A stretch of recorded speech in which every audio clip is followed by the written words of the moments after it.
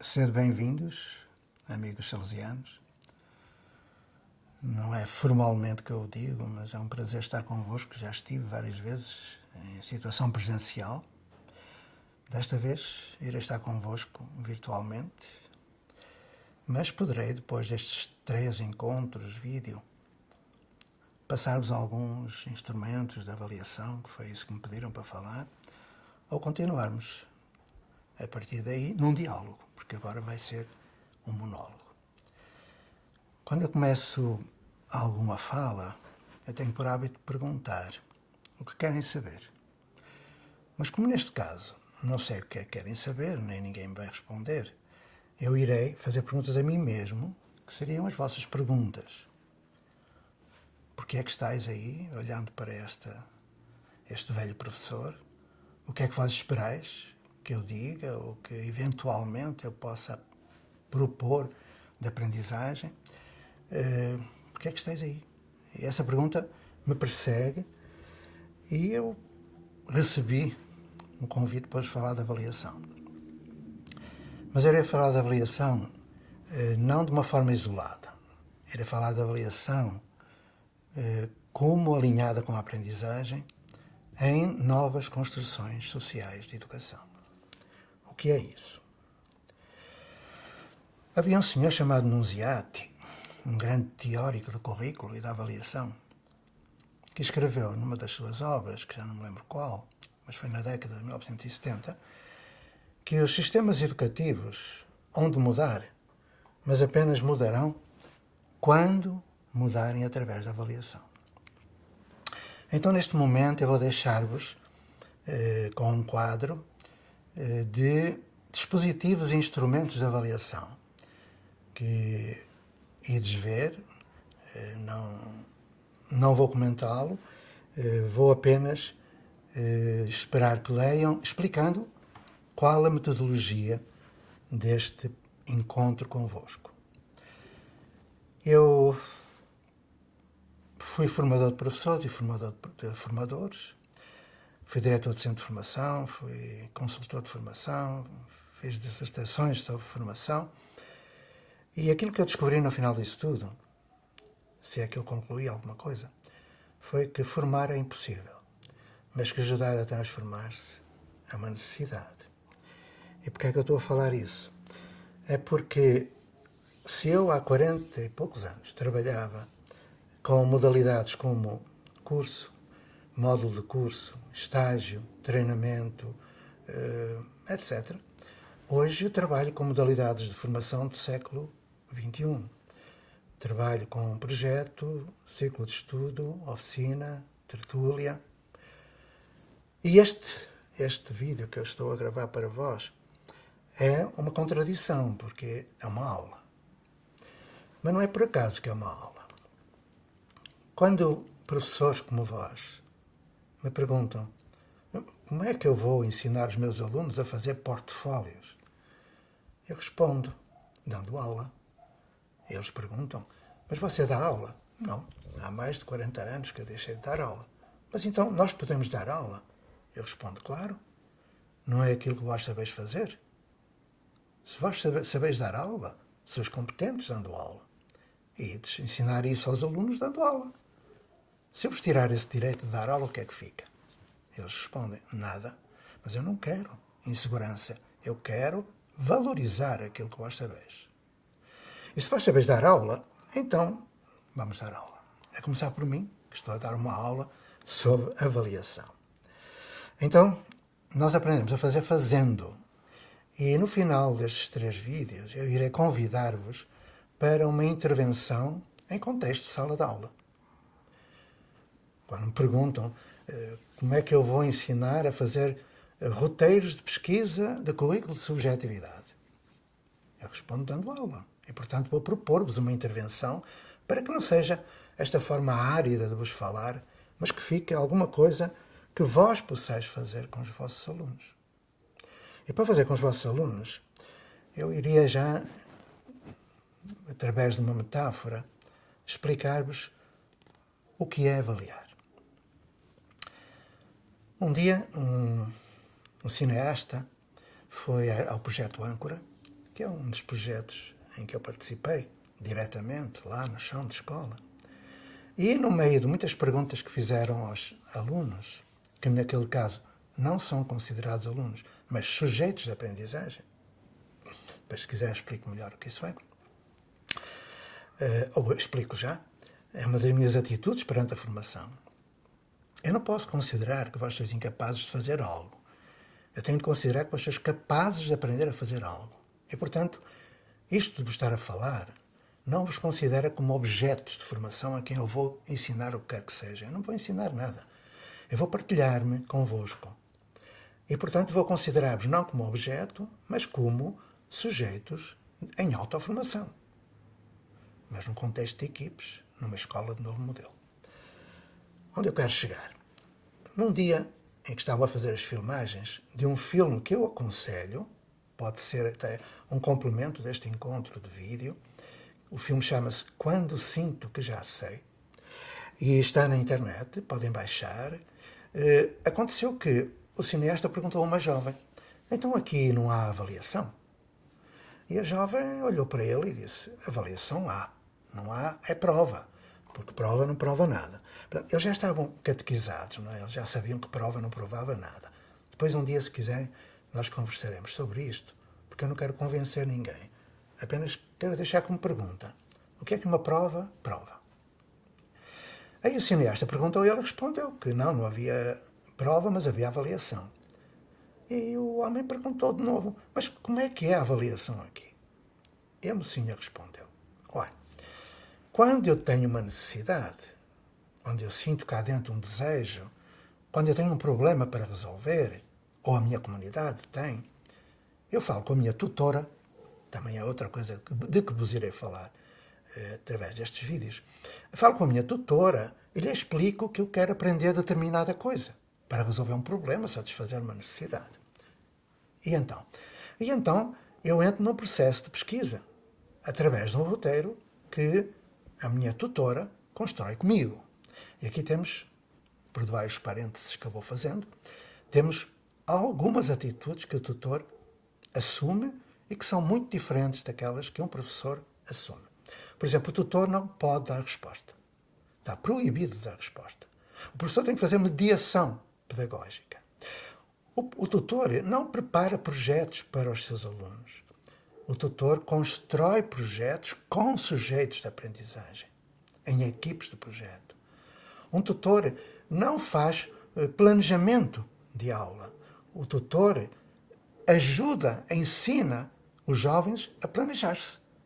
Ensina-os a ser autónomos, a saber gerir o tempo, a saber gerir espaços, a saber gerir recursos e, sobretudo, a aprender uns com os outros. Como diria o nosso Paulo Freire, aprende-se na intersubjetividade mediatizado por um objeto de estudo no mundo. Então a aprendizagem é a aprendizagem no mundo. O tutor não dá aula. Eu não tenho nada contra quem dá aula. Tenho um filho que é professor e dá aula muito bem. Eu dei aula há muito tempo e tenho muito respeito por quem dá aula. Mas numa aula nada se aprende. Depois, se quiserem, voltaremos aqui. Eu de vez em quando vou deixar assim umas fraternas provocações. Então, o tutor não dá aula. O tutor acompanha processos de pesquisa a partir de um pedido de informação. O que é que ele faz? Ensina em aula o tutorado a saber selecionar a informação, a saber analisar essa informação, a saber fazer uma análise crítica dessa informação, ver se é esta a informação pertinente àquilo que eu procuro. O tutor ensina a avaliar essa informação, ensina a comparar com outras fontes de informação, ensina a sintetizar, ou seja, a pôr em palavras suas aquilo que o jovem aprendiz colheu como informação. E ensina-o a comunicar. Então, quando acontece comunicação, a isso chama-se avaliação final. Porque a avaliação é formativa, contínua e sistemática. Ela vai sendo colhida através daquilo que nós chamamos em portfólio evidências de aprendizagem. Depois vamos ver o que isso é. Então, quando chega a esse momento de comunicar, a avaliação transforma-se em partilha. Porque a avaliação não é competir com o outro. A avaliação é ter uma necessidade, sentir um desejo, construir um projeto, ter um roteiro de pesquisa e acompanhado por professores das disciplinas e pelo tutor, chegar a produzir conhecimento, a produzir currículo. E quando produz esse currículo, esse conhecimento, o que tem de fazer esse aprendiz, esse sujeito, é partilhá-lo com a comunidade, ou seja, pegar no conhecimento produzido, que corresponde a uma necessidade, e colocá-lo numa ação, seja ela intelectual, seja ela física, uma ação que se converta em algo útil, que contribua para o desenvolvimento da pessoa e da comunidade a que pertence. E quando se transforma esse saber aplicado numa comunidade, numa ação, o saber em ação tem um nome, competência, que é uma coisa muito grata a quem estuda currículo. Então essa menina explicou tudo isto. E o cineasta perguntou, mas então, como é que tu podes resumir isso? E ela diz, é que quando eu sinto que já sei, e a minha tutora me diz que eu sei, eu partilho com os outros e fico feliz. Reparei, escolas são pessoas, não são edifícios. Escolas são pessoas que podem aprender em qualquer lugar, desde que tenham um projeto para desenvolver, desde que tenham alguém que as acompanhe, e esse alguém são os professores, são os educadores, e que tenha dispositivos pedagógicos, e que tenha, ou se quiserem, antropagógicos, e que tenha tudo o que é necessário para aprender. Uma internet, tenha livros, uma biblioteca, tenha observações de natureza, tenha a possibilidade de aprender com pessoas, entrevistando-as, etc, etc. Então as escolas são pessoas. E as pessoas são os seus valores. Então é preciso alinhar a aprendizagem com novos valores. Os valores que nos conduzem às competências do século XXI. Por exemplo, o valor da empatia, o valor da solidariedade. E quando nós fazemos uma prova de acesso ao ensino superior, o que é que nós estamos a fazer? O contrário da solidariedade, o contrário da empatia, o contrário de trabalho em equipe. Nós estamos a competir com o outro. O outro é nosso inimigo. Se ele entrar, eu não consigo entrar na universidade. Vamos ter que mudar isto tudo. Mudar para ter uma matriz axiológica que nos permita realmente fazer uma aprendizagem do século XXI. Tudo aquilo que nós estamos a passar agora, esta crise imensa, não é? Que não é só de combustível, é uma crise ética, uma crise moral e ética. Tudo está posto em causa, as fake news estão aí, e tudo isto é resultado de um modelo de escola e de um modelo de educação familiar e social, com certeza. A escola não tem toda a responsabilidade. Mas nós, se lermos a Constituição da Federação Brasileira, ela diz que a educação é dever do Estado e da família. E o Estado não cumpre esse dever, porque mais de metade não aprende. O Índice de Desenvolvimento da Educação Básica, e é outra questão que também gostaria de ver convosco, que é a avaliação do sistema, diz-nos que mais de metade dos alunos não aprende. Então, são milhões a quem é negado o direito à educação pela escola. O índice de proficiência em língua portuguesa e matemática, o índice de proficiência vai de 0 a 100%. No Brasil, é inferior a 10%, a média nacional. No Maranhão, em cada 100 alunos que completam o ensino médio, apenas um tem domínio de proficiência suficiente em matemática. 1 em 100. E se nós falarmos das atitudes, ou seja, do desenvolvimento sociomoral, não é? Porque o ser humano é multidimensional, nós teremos que considerar que a avaliação não é feita ao nível das atitudes, porque também não são desenvolvidas. Ou melhor, são desenvolvidas atitudes negativas. Eu explico. Vamos falar da avaliação. Um dia, eu fui aplicador de provas nacionais. A Escola da Ponta é uma escola da rede pública e está abrangida pela avaliação externa. Aí, as minhas colegas escolheram-me como avaliador, como a pessoa que iria ficar dentro daquela sala no tempo em que decorresse a prova. O que aconteceu foi muito estranho, porque aqueles jovens, há muito tempo já, há 10 anos, que não faziam prova. Não precisam de fazer prova. Prova não prova nada. E então, esta prova não prova nada não é para considerar, é para pensar se prova. Tá bom? Vamos deixar a interrogação. Será que a prova prova alguma coisa? Pronto. Depois conversaremos sobre isso, se quiseres. Porque há muita confusão entre o que é avaliação e classificação. É quando escuto um professor dizer que aplica 3 provas por trimestre. Chegando ao fim do trimestre, ou melhor, aplica 6 provas por semestre. Chegando ao fim do semestre, soma o valor das provas, as notas das provas, e divide por 6 e dá a nota de pauta de 1 a 10. Eu digo, isso não é possível. A nota de escala intervalar é de variável contínua, que é a notação da prova. A nota que se põe numa pauta, de 1 a 10, é uma classificação e está feita numa escala ordinal de variável discreta. Não se pode fazer essa transposição. E eu fico espantado como é que não nos ensinaram isso na formação inicial. Então será bom que as pessoas se vão habituando a que é necessário estudar um pouquinho de docimologia, que é a ciência dos testes. Talvez tenhamos tempo nestes 3 vídeos de voltar ao assunto. Agora eu vou completar a história. Estou a falar de avaliação. Avaliação de atitudes. Porque o professor não ensina aquilo que diz. Um professor transmite aquilo que é. E ao transmitir aquilo que é, ele transmite atitudes. A aprendizagem é antropofágica. Eu aprendo o outro. Eu aprendo o outro, não o que ele diz, mas o que ele é.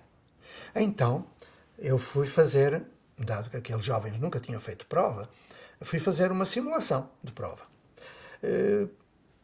Expliquei-lhes o que era, pedi para um amigo meu de uma outra escola fazer um xerox de uma prova que ele aplicava de língua portuguesa, levei esse xerox para lá, os jovens olharam para a folha e eu expliquei, meus amigos, vamos lá, são 50 minutos de prova.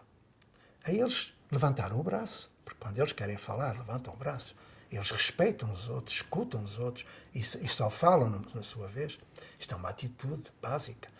E perguntaram, eu disse, diz lá. E ele perguntou, professor, é 50 minutos mesmo? Sim, é. E porquê é que é 50 minutos? Eu respondi, olha, não sei, já perguntei a muita gente, ninguém sabe, é 50 porque é 50, acabou. Tá bom. Mas se eu acabar ao fim de meia hora, posso ir embora? Disse, não. No dia da prova, mesmo que tu acabes muito cedo, tens que ficar na sala. Ele perguntou, mas o que é que eu vou ficar a fazer na sala? A perder tempo, professor? Eu estou a perder tempo, podia ter... Não, ficas na sala. E outro disse, olha, professor, e se eu não souber responder, vou estar 45 minutos ou 50 minutos, quieto e calado? Sim, vais. Porquê? Não sei, mas é assim que tem de ser. Só que eu estava a ficar preocupado porque o tempo é para passar. Aí eu disse, olha, meus amigos, a prova é isso, façam um favor. Aí um deles olhou para a prova, levantou o braço e disse, o que foi? E ele disse, venha cá, professor, veja esta besteira. Eu disse, o quê? Este textinho que aqui está, tinha um texto, perguntas de interpretação, gramática e uma composição escrita. Estas linhas que aqui estão são do Cavaleiro da Dinamarca, não é? Da Sofia de Melo Breiner. Assim, é. Porque eles não têm livro didático naquela escola. Eles leem obras completas. E então eles tinham lido todas as obras da Sofia de Melo Breiner, que é uma autora portuguesa, onde também leram o Cavaleiro da Dinamarca, de onde o professor, meu amigo, tinha tirado aquele textinho. Aí ele diz, professor, veja esta pergunta tão parva. O que foi que o cavaleiro viu ao longe? Disse, pois é, tens que responder. Eu tenho de escrever aqui o que está neste parágrafo. O cavaleiro viu ao longe a presença da árvore da floresta que lhe indicava. Não, professor, não vou perder tempo a passar. Eu faço uma setinha e a pessoa vai ver o que está lá no primeiro parágrafo. Assim, não, tens que escrever. Tens que transcrever. Expliquei o que era um item de transcrição simples, expliquei o que era um item de escolha múltipla, expliquei tudo, mas eu estava a perder tempo. Eu disse, olha, não quero ouvir mais nada, toca de fazer. E eles olharam para mim, eu olhei para eles, olharam para mim e disse, o que é que foi desta vez? E um deles levantou o braço. Diz, o que é que o professor está aí a fazer? Vai embora. Sim, não posso ir. Mas porquê? Porque no dia da prova eu vou ficar na sala. E diz outro, vai ficar na sala a fazer o quê, professor? Vai trabalhar, a gente depois quando acabar isto, ao fim de 50 minutos, a gente leva-lhe lá as provas e você vai ver que a gente sabe fazer. Não, mas eu no dia da prova vou ficar. Mas porquê, professor? Eu não queria dizer, mas eu tive que dizer. Olha, eu fico na sala porque todos os professores também que aplicam prova ficam na sala. Eles, mas porquê? Assim, para os meninos não poderem colar. E um levantou o braço e disse, professor, o que é que você disse? Eu disse, colar. E diz outro, o que é isso, professor? O que é colar? Aí eu dei-me conta do que eu estava a fazer. O que é colar, professor? É que os professores que ficam na sala, eles ficam para evitar que os outros vão colar. Ou seja, o professor considera que aqueles jovens são potencialmente desonestos. Se puderem colar, vão colar. O jeitinho brasileiro. O que é que o professor está a fazer, mesmo que esteja calado? Está a transmitir valores. está a transmitir valor da falsidade, da mentira, o jeitinho, está a transmitir valores negativos. Então a prova, meus amigos, para além de não provar nada, ou pouco, ela é um momento de má educação, porque eu estou a transmitir valores negativos. Bom, eu expliquei-lhes o que era, eles fizeram a prova. O problema foi quando chegou o dia da prova. Eu peguei no manual do aplicador, e repara que eu estou a contar isto porque aquele que vos inspira, os salesianos ou qualquer outra instituição confessional católica, é um senhor chamado Jesus, que foi Cristo. E o Jesus, ele contava parábolas. E eu creio que é melhor fazer algumas pontuações de pequenos episódios para vós entenderes onde eu quero chegar. Sem comparação, é evidente, com a grande figura, a inspirada pergunta, a iluminada figura da pessoa que eu citei há pouco. Ok, vamos lá. Chegou o dia da prova e aconteceu o que eu não esperava. Ou melhor, em parte eu esperaria. Eu pego no manual do aplicador e vejo que diz assim: feita a chamada, eu tive que chamar, para quê? Mas pronto, eles entraram, verificar se os alunos estão a uma distância prudente uns dos outros. Eu comecei a pensar, qual será a distância entre alunos? Será 1 metro, 1,5 metro? Mas para quê? Reparei que estávamos no mesmo momento de má educação. Se eu dissesse, olha, tu vais para ali, se para lá, afasta. É uma loucura aquilo que se faz, sem ter noção nenhuma do mal que se está a fazer. E que não se está a avaliar. Então eu disse aos meus amigos, sentados aí e vamos começar, tá bom? Está bom. Começaram. Não demorou nada. Uma menina levantou o braço. Mas eu não podia ir lá. Se eu me aproximasse e alguém visse, era como se eu estivesse a transmitir o gabarito da prova. Iriam pensar isso. Eu fiz assim, não vou. E ela, vem cá, professor. Assim, pronto, eu aproximei-me e disse, o que é que se passa? Era a prova de matemática. E ela disse, olha, professor, está aqui um problema. O quê? Aqui esta pergunta é a seguinte. Quantos retângulos há nesta gravura? Eu disse, pois é, tens que contar os retângulos. E ela, não, professor, eu sei o que é um retângulo, o que é um pentágono, um hexágono, um círculo, um triângulo, um quadrado. Eu sei, professor. Agora, a pergunta é, o retângulo que está à volta da gravura também é para contar ou não? Eu olhei para aquela criança, que tinha 8 anos de idade, e que nunca tinha andado na universidade, que nunca tinha frequentado o curso de Psicologia, que nunca tinha ido a uma aula da disciplina de Psicologia da Percepção, e detinha perfeitamente o conceito de dependência e independência de campo perceptivo. E o palerma do professor universitário que fez o teste não sabia. Aí eu fui ao telefone e liguei e disse, lá para o Ministério da Educação, e disse, olha, há aqui um problema na prova. O quê? Há um item errado. Não pode ser, mas nós pagamos muito dinheiro a quem fez a prova e tal. Bom, foi procurar.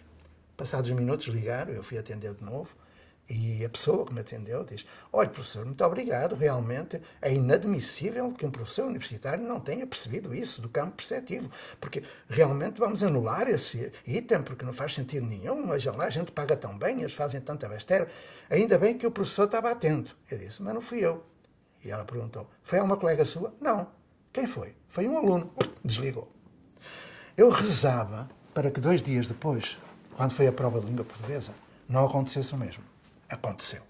Havia outro item errado, a criança identificou. Agora reparei, onde eu quero chegar com isto.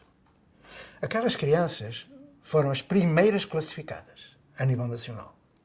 Foram as melhores. Eu tenho muita pena que haja melhores. Quero que todos sejam os melhores. Mas para além de serem os melhores, uma escola que não aplica prova é a melhor nas provas nacionais, há qualquer coisa de errado aqui. Mas para além deles saberem tudo e terem 100% de aproveitamento, aconteceu que eles refletiram sobre metacognição, pensar sobre o pensar. Eles verificaram itens errados que os professores não viram. Então temos aqui não só o desenvolvimento cognitivo, mas metacognitivo, que também é preciso. Então nós consideramos na avaliação que ela é formativa contínua e sistemática e que o ser humano, por ser multidimensional, por não ser apenas cognição, ele é afeto, ele é emoção, ele é ética, que tanta falta faz a esses políticos. Esses políticos andaram em boas escolas, não aprenderam a ser gente. Falta o domínio estético, o domínio espiritual também, o domínio físico-motor, tudo isso envolve e precisa ser avaliado. Uma prova não consegue. Então, meus amigos, eu começaria por vos propor que fizessem uma espécie de diagnóstico, diagnóstico da situação em que nós vivemos. Ou seja, antes de transformarmos a nossa avaliação, a avaliação que fazemos em sala de aula, talvez valha a pena avaliarmos o sistema, percebemos o que é que nós andamos a fazer. O que é que nós andamos a fazer?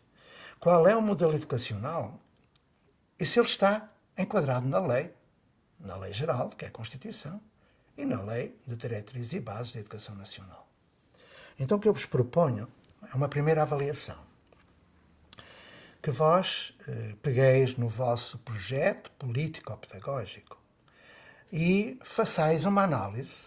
Eu poderei ajudar-vos depois, se vós decidirdes fazer isso, através da internet, analisar o projeto político-pedagógico para verificar, sobretudo, quais são os valores, qual é a matriz axiológica desse projeto. Qual é? É uma avaliação. Depois, ver o que é que está escrito no vosso projeto político-pedagógico sobre avaliação. Depois, perceber se o projeto é político. Ou seja, quem fez o vosso projeto político-pedagógico? Presumo que tenha sido uma equipe de professores. Eu faria a pergunta de avaliação. E essa equipe de professores ouviu a polis, ouviu o público, ouviu a população, ouviu a comunidade, escutou a comunidade nos seus desejos, necessidades, problemas? Provavelmente não. A não ser que sejais os primeiros que eu tenha visto e que fez isso. Então talvez seja bom avaliar o vosso projeto político-pedagógico para perceber se ele é político. Primeira questão. E depois se ele é pedagógico. Ou seja, se aquilo que está escrito está na prática.